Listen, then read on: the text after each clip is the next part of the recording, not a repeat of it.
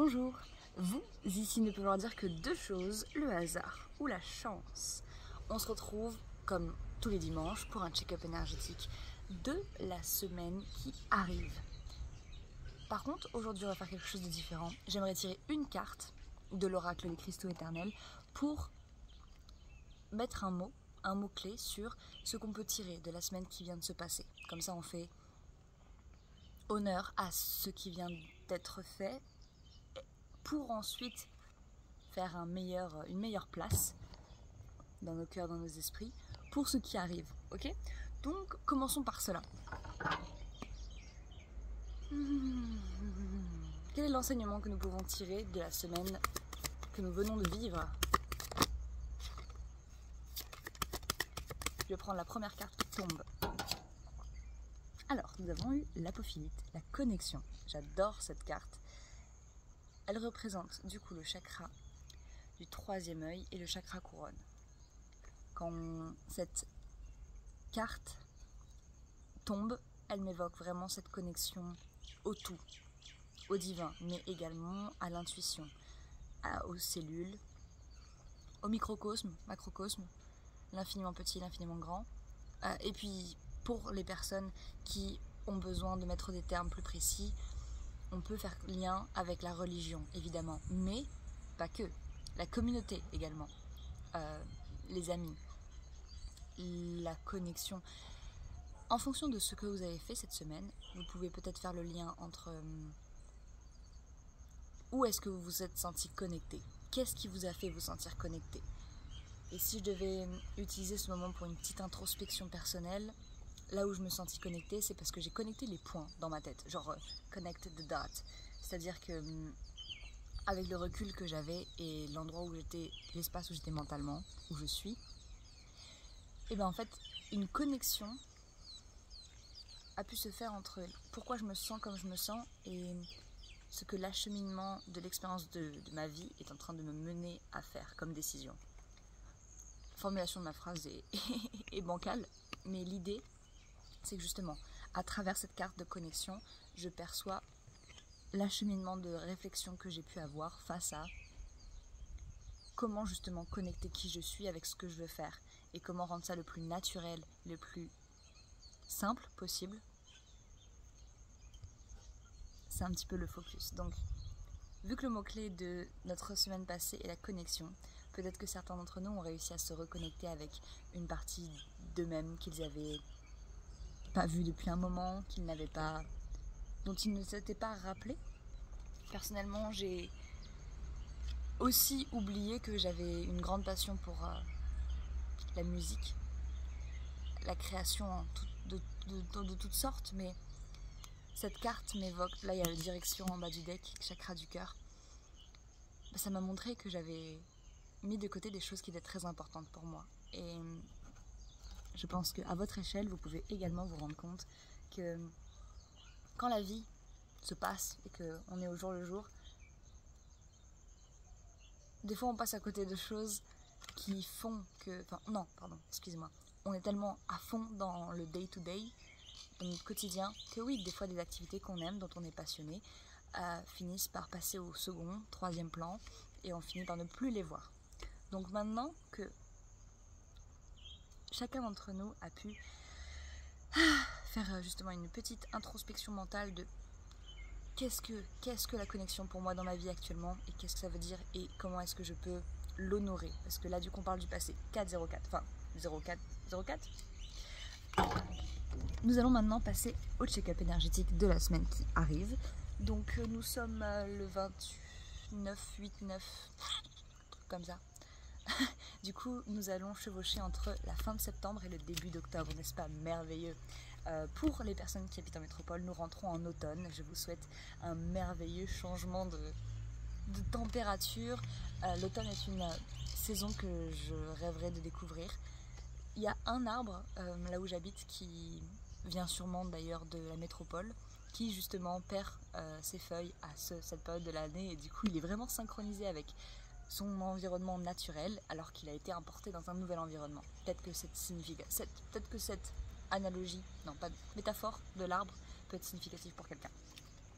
Nous allons tout de suite commencer shuffle le deck et prendre les 3 premières cartes qui tombent. Waouh! C'est l'amour, la carte de l'amour est tombée. Elle a sauté plus précisément. Seconde carte et troisième carte. Dans l'ordre. Le quartz rose, amour, chakra du cœur. Deuxième carte, voyage, la kérusite. Chakra racine et couronne. Donc vraiment le canal d'ancrage et d'élévation dans la même pierre. J'aime beaucoup cette pierre, je crois que j'aimerais bien en avoir une, elle est jolie. Et à chaque fois que je vois cette carte, je m'imagine, je l'interprète souvent comme le voyage intérieur parce que j'ai jamais fait un voyage en dehors de mon île ou alors extrêmement loin, même sur mon île, je veux dire, hein, j'ai fait le tour, d'accord, mais pas en profondeur on va dire, j'ai fait vraiment le tour, mais pas tous les petits chemins. Et je pense que c'est quelque chose que j'ai envie de plus explorer. Et du coup cette carte, à chaque fois me rappelle que je n'ai beau ne pas avoir eu l'opportunité de voyager comme tout le monde, c'est la comparaison qui parle, excusez-moi. Je n'ai pas eu l'occasion de faire un voyage à proprement parler sur des dizaines de milliers de kilomètres. Par contre, chaque déplacement, même les petites marches que je fais, je compte ça comme des mini-voyages. Et quand je dis mini, c'est pas pour les minimiser, mais c'est pour se rendre compte justement que tant que tu aimes le processus du voyage, justement, ça va... Tu récupères l'essence du processus de mouvement, c'est-à-dire que quand tu voyages, tu pars d'un point A à un point B, après peut-être que tu reviens au point A, et le tout c'est de kiffer le processus. C'est ce que ça m'évoque pour le moment. Ok. Et la troisième carte, la protection avec l'obsidienne. Chakra racine. Ok. Alors c'est très intéressant parce que justement, les fondations qui sont en train de se montrer là devant nous prennent en compte du coup notre rapport à notre racine, nos racines, c'est-à-dire la manière dont on se sent protégé là où on est dans notre corps, mais également là où on va ou là où on veut aller, mais également qu'est-ce qui habite notre cœur au moment où justement, ou peut-être qu'il y a beaucoup de mouvements à l'extérieur, ou comment se sent, où est-ce qu'on... Avec... Ok, excusez-moi, excusez-moi. De quoi remplit-on notre cœur quand nous sommes en voyage, en mouvement, ou même quand on est immobile, en train de faire ce que notre quotidien nous appelle à faire?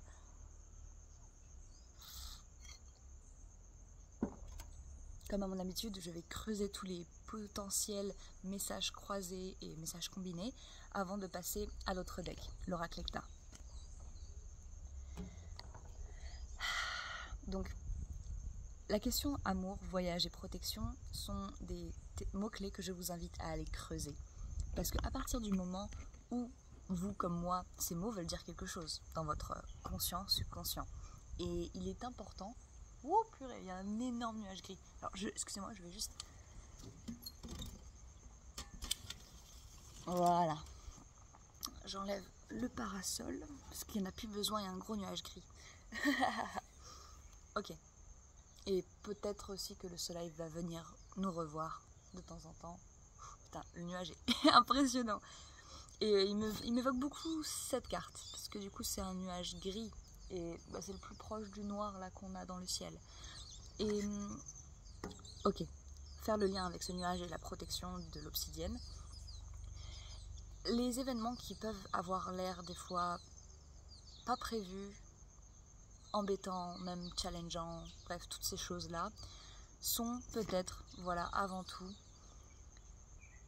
une manière biaisée, pas biaisée, mais cachée, que l'univers a de nous protéger. Par exemple, vous avez une sortie très très importante, sauf que ce jour-là il pleut et que ça nique un peu vos plans, mais au final, des fois nos plans, les plans que nous faisons et les plans qui se déroulent autour de nous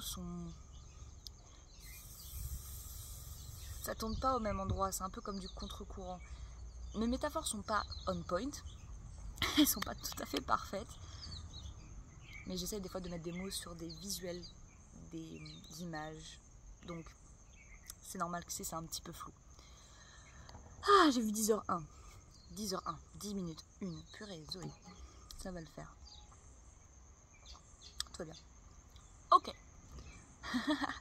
Je sais pas pourquoi ce message ça fait comme l'ambiance du dimanche, vraiment très sur le recul. Une autre chose là que ça m'évoque, c'est que vous êtes en mouvement, vous êtes dans l'énergie justement de la progression. Et ce qui est génial, c'est que si on prend ces cartes comme passé, présent, futur, c'est exactement ce que vous êtes en train de faire là actuellement. La carte du milieu, c'est la carte du présent.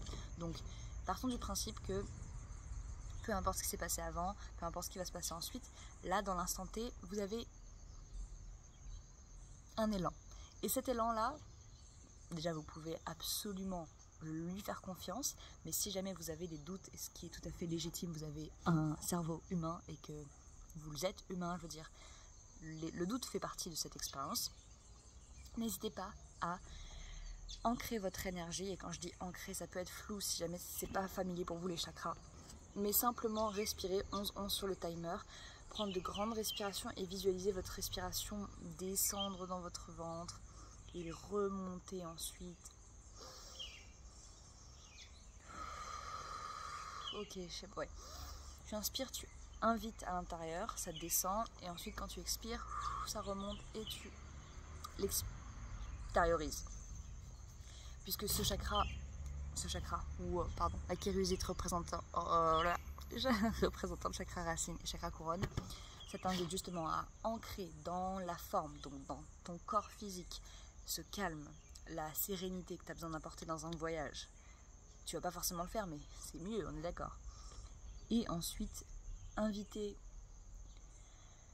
cette sérénité, ou alors même justement tes doutes, tes peurs, à prendre à devenir un peu plus léger, parce que tu les invites justement dans un espace, dans ton imagination, dans ton mental, tout peut se passer, le pire comme le meilleur. Et c'est à toi de décider, à ce stade de ta vie, à quoi tu donnes de l'importance. Et c'est pour ça que j'aime beaucoup la carte du voyage, c'est parce qu'elle fait le lien entre l'ancré, le physique, le concret, et l'imagination, les attentes également. Parce que quand on part voyager, ou on part quelque part, des fois on a une attente de comment ça va se passer. Et c'est pas quelque chose de mal. Mais on peut aussi s'inquiéter ou se préparer à ce qu'il y ait des problématiques. C'est important de se tenir préparé, mais se préparer activement en y pensant, en laissant ses pensées tourner en anxiété, etc. C'est pas forcément se rendre service. Maintenant, une fois que vous prenez conscience justement de ce que vous pouvez faire simplement en respirant tranquillement, en se posant, prendre un temps pour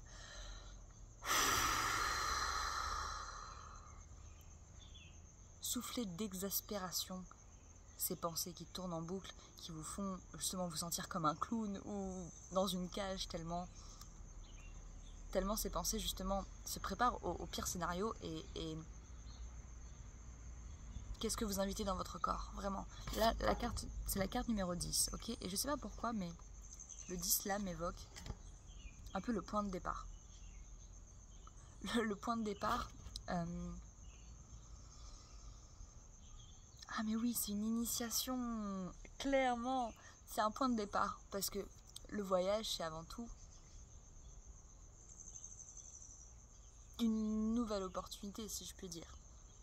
Et dans cette initiation, dans ce nouveau commencement, ce nouveau chapitre, peu importe cette nouvelle page, comment vous allez l'écrire. Même si c'est juste une balade que vous allez faire en fin de journée, j'insiste, il n'y a pas de petit voyage. C'est pour ça que j'ai dit la petite histoire d'avant là. Il n'y a pas de petits mouvements. Par exemple, une chose que j'aime bien faire en ce moment, c'est appliquer 2-3 petits exemples de Feng Shui dans ma maison. C'est trop bien, c'est vraiment trop bien. Et il n'y a pas de petits changements. Un petit changement peut être un grand changement. Moving on. Avec la carte du passé, de l'amour et de la protection, nous avons passé et futur. J'imagine que vous êtes arrivé à un point, pour se retrouver justement à ce point d'initiation, où vous avez justement fait un travail pour observer l'amour sous un point de vue différent. J'ai eu une conversation avec une amie qui m'a dit quelque chose que j'aurais pas pu entendre, j'aurais pas pu rêver mieux d'entendre ce soir-là. Elle m'a dit l'amour est partout. Et oui, pour des fois se mettre sur son chemin d'initié, son chemin de je suis prête, c'est ça, c'est plus. Maintenant, il n'y a plus que moi qui peut décider pour moi et qui peut faire les choses pour nous. C'est en regardant justement votre corps, votre cerveau, tous vos challenges, toute votre expérience de vie avec compassion et amour. Et oserais-je dire amour inconditionnel, parce que pourquoi est-ce que vous vous aimeriez avec des conditions? Évidemment, vous pouvez peut-être vouloir certaines choses pour vous-même. Moi, je sais des fois que ça me plaît de me dire, bon bah, tu pourras faire ça quand tu auras fait ça, mais c'est pas du conditionnel strict. Ça peut fonctionner le conditionnel strict. Je suis une personne sur Instagram, j'ai pas son nom, si jamais je retombe dessus, je vous le partagerai si j'y pense. Cette personne-là utilise des techniques très, je vais pas dire extrêmes, parce que j'ai pas envie de mettre ça dans une catégorie, juste, on va dire, voilà, on va utiliser le mot strict. Des règles strictes pour créer une discipline vraiment solide, qui fait qu'elle n'a jamais autant travaillé de sa vie. Et elle utilise des techniques simples, oserais-je dire, y compris mettre un matelas dans son bureau. Si jamais elle n'arrive pas à se mettre au travail, elle se pose, elle s'allonge, elle s'impose de se reposer, de dormir, et ça fait que souvent elle se réveille, elle se relève et elle se met au travail. Et je vous avoue que j'ai déjà fait ça inconsciemment, quand je me rendais compte que j'étais bloquée. Et en fait, chacun d'entre nous a une manière unique de fonctionner optimalement, de manière la plus optimale. Et c'est avec amour que vous allez trouver cette manière-là. Et c'est pour ça que la personne dont je vous parle, qui est sur Instagram, beaucoup de personnes, et elle l'a précisé dans ses vidéos, la jugeaient ou étaient carrément... comprenaient pas pourquoi elle utilisait des techniques aussi drastiques. Mais si ça fonctionne pour elle, et si elle n'a jamais été aussi productive, et si elle est heureuse avec ça, c'est merveilleux en fait. C'est pas aux autres de déterminer ce qui est bon pour vous. Par contre, effectivement, je reste sur cette base. Tant que ça ne blesse personne, vous pouvez faire ce que vous voulez.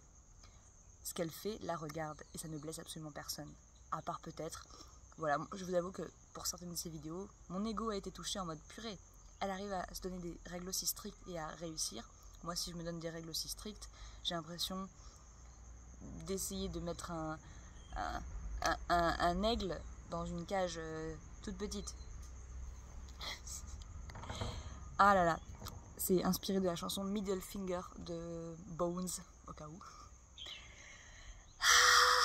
Donc, se comparer, ça reste, la comparaison c'est du poison, voilà, ça reste un très bon moyen de se mettre des barrières et de se rappeler de nos différences comme étant justement une séparation et non pas un pouvoir et une belle chose.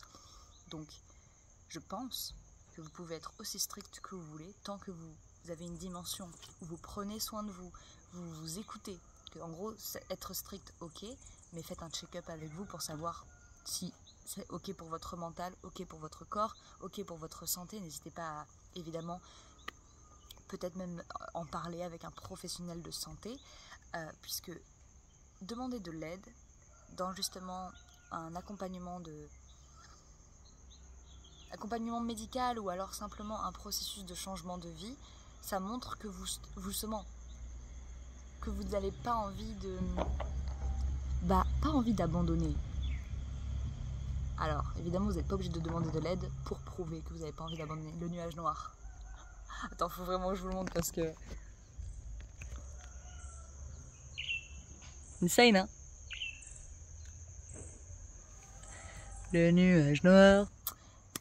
Je sais pas si ça a un lien du coup, mais le nuage noir représente la tristesse, la solitude, l'angoisse, l'anxiété. Souvent, c'est quelque chose de mental. C'est un mélange entre des pensées et des émotions qui crée un jour un petit peu triste. Et quand je dis un jour un petit peu triste, c'est que ça me fait penser justement à... C'est bien de vouloir voyager, c'est bien de vouloir rentrer sur une nouvelle épopée, mais juste vérifier que vous le faites pour les bonnes raisons, dans une place où vous... Depuis justement votre cœur, pas de votre mental. Essayez pas de vous surmener pour devenir plus fort, plus meilleur, plus machin, plus bidou. Quand vous vous centrez et vous reconnectez à travers votre cœur, vous savez que vous êtes déjà perfect. Et je dis pas parfait pour la perfection que l'être humain a cherché à atteindre. Non, c'est le parfait dans dans l'imparfait. C'est la perfection naturelle, c'est-à-dire que vous êtes unique et donc en partant de ce principe, vous méritez cette progression, cette évolution d'une place d'acceptation, d'amour, etc. Moving on. Du coup, la carte du futur étant la protection, j'ai envie de percevoir ça comme une sorte d'assurance que, en marchant sur ce chemin qui est le vôtre, en décidant de le faire d'une place justement d'amour, de présence, de volonté d'avancer pour vos bonnes raisons, que vous serez justement assuré d'être protégé, que votre travail sur vous-même, votre travail dans ce monde vous assure un écran de protection, une énergie qui appartient seulement à vous et qui est présente à chaque fois que vous en avez besoin. Vous voyez le reflet de lumière là qu'on voit sur le bout d'obsidienne? Ça m'évoque la lumière, une petite lumière blanche ou dorée que je visualise à chaque fois que je sors de ma maison et que je le fais que quand je le sens, donc que quand j'en aurai besoin, j'ai envie de dire. Je visualise une sorte de bulle dorée autour de moi et je prends autant de temps nécessaire pendant que je marche pour me rappeler que je suis invisible aux yeux des potentiels dangers et que, quoi qu'il arrive, je ne vais que aux endroits où je suis censée aller, nulle part ailleurs. Donc cette protection-là, elle, justement, chakra racine, elle met avant tout et principalement dans votre monde intérieur. Si vous ne vous sentez pas protégé, si vous vous sentez en constant danger, c'est que ça habite avant tout dans votre monde intérieur, dans votre tête, dans votre corps. Et ça ne veut pas forcément dire que vous allez être en danger dans le monde extérieur, mais ça veut peut-être dire que vous serez moins à l'aise dans le monde extérieur. Et étant donné que la carte du présent est l'initiation, le mouvement, peut-être même le monde extérieur, cette protection est un rappel qu'il vous appartient de faire ce choix. Nous allons désormais prendre une carte pour chacune de ces cartes déjà présentes, comme une sorte de confirmation ou de direction. C'est-à-dire une carte conseil qui va nous diriger sur un chemin. Dans tous les cas, vous en ferez ce que vous voulez. Vous inquiétez pas, on va faire un point. Oraclecta, mettez votre intention, merci beaucoup. Première carte pour la carte de l'amour. Une carte pour le quartz rose, s'il vous plaît.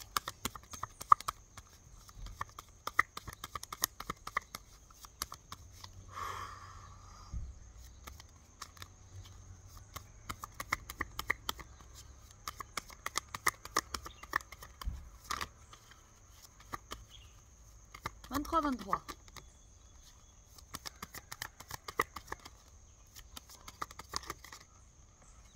C'est celle-ci vraiment, elle était déjà tombée quand celle que j'ai ramassée, bref, peu importe. Vous l'avez peut-être vu aussi en bas du deck. Donc c'est la carte qui a l'air d'être tombée pour l'amour. Et c'est merveilleux. C'est la carte du repos. C'est la carte du hamac. Elle représente autant un bivouac qu'une sorte de petite vacances, une épopée. Un moment en tout cas de relaxation et de détente.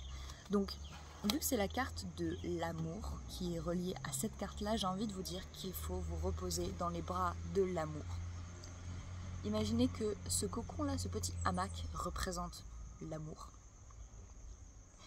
Et à chaque fois que vous allez vous asseoir ou vous allonger, à partir de maintenant, je vous invite à imaginer littéralement les bras de Morphée, pourquoi pas, les bras de l'univers, les bras de l'amour personnifié, vous envelopper, vous protéger et justement peut-être même carrément vous bercer.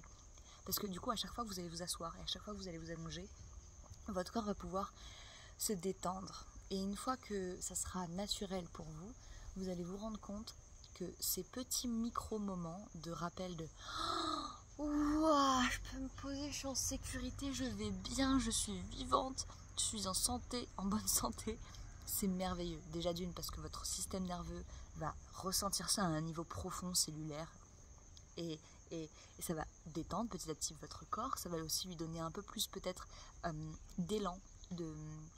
Personnellement, je me sens plus motivée quand je me sens en sécurité dans mon corps.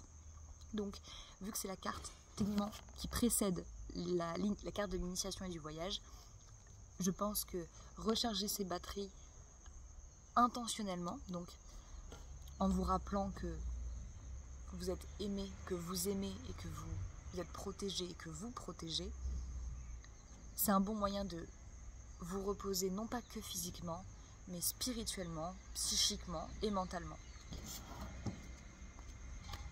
Une carte pour la kérusite, s'il vous plaît. Carte pour le voyage.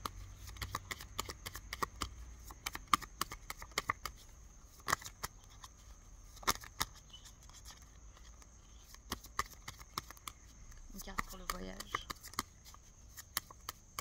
Merci.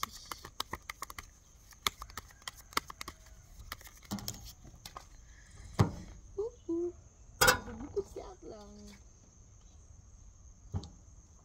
Ok, bon, il y en a deux, je vais les garder. Il y a la carte des chaînes et la carte de la chance. Donc, ça revient un petit peu au potentiel, au message précédent, c'est-à-dire le message d'il y a très longtemps quand je parlais du voyage, c'est que autant il y a le potentiel de la chance, c'est-à-dire que vous êtes sur un chemin d'initiation, de progression, d'évolution, donc forcément de mouvement vers le nouveau.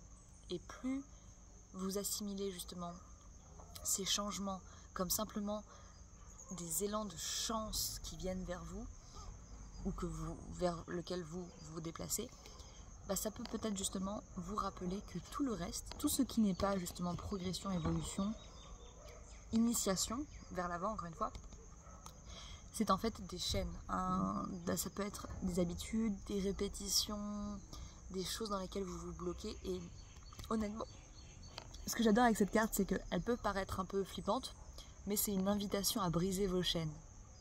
En plus là, ce qui est génial, c'est que ce ne sont même pas des chaînes. Après, on ne voit pas précisément, mais ça ressemble plutôt à des cordes. Et les cordes, j'ai envie de vous dire, c'est un peu moins costaud qu'une chaîne. Ça reste quand même les chaînes. Maintenant. Je pense que la raison pour laquelle on ne voit pas vraiment de détails sur cette carte, c'est parce que les chaînes sont psychologiques, mentales. Non, psychologiques, d'accord? C'est quoi l'autre mot que je cherche? Bon, en tout cas, elles viennent de votre esprit, de nos esprits, collectivement. C'est-à-dire, il y a des chaînes effectivement collectives et d'autres très individuelles. Et c'est là où ces tirages rentrent en jeu, c'est que c'est un message qui s'adresse à toutes les personnes qui passeront par ici. Coucou! Mais c'est vous qui allez prendre ce message et en faire quelque chose. Vous êtes en train de faire de l'alchimie techniquement, parce que je vous donne des mots-clés, je vous donne tout ce que vous avez besoin, c'est-à-dire des mots au hasard qui vont toucher l'esprit plus d'une personne plutôt que d'une autre, et vous allez faire ensuite de la magie avec. Une carte pour la protection, s'il vous plaît. Une.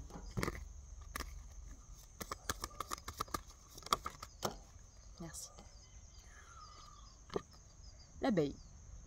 Donc, je confirme, là, vous êtes protégé dans votre travail sacré, dans le travail communautaire, dans peut-être l'esprit d'initiative de votre nature profonde, c'est-à-dire que l'abeille, elle fait pourquoi elle est faite, et vous êtes invité à faire de même, et dans ce processus-là, vous serez protégé.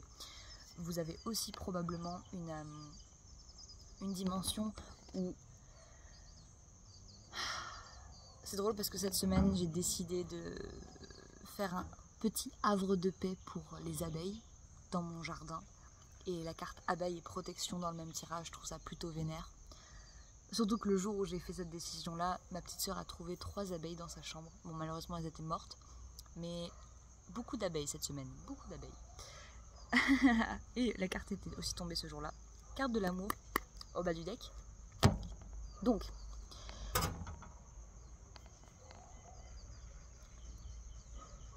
vous avez un travail, une mission, une ambition, peut-être que c'est juste une idée pour le moment. Mais ça peut se concrétiser, c'est en train de se concrétiser petit à petit si vous lui donnez de l'espace et du temps.